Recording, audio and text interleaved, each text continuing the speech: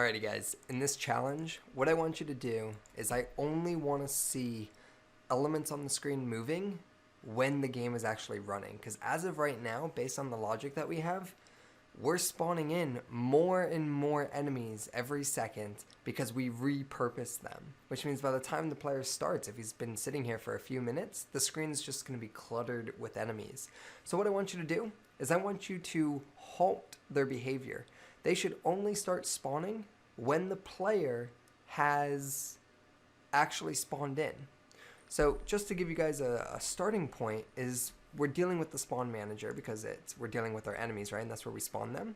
And you'll see here that when the game is started, we put ourselves in this infinite loop. What you're going to want to do here is you only want to do this while loop while the player is alive or while game over is false. So while game over is false, let's do this. Now, what's going to happen when game over is true? Well, we're no longer going to be in this while loop, and we're going to be done.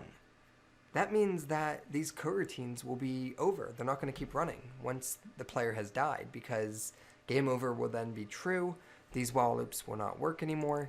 So what does that mean for us? How can you fix that?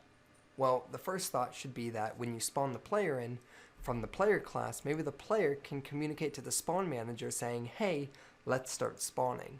And then maybe you'll create a method in here that says start spawning.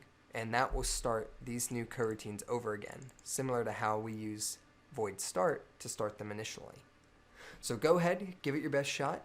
If you get stuck, check out the challenge review.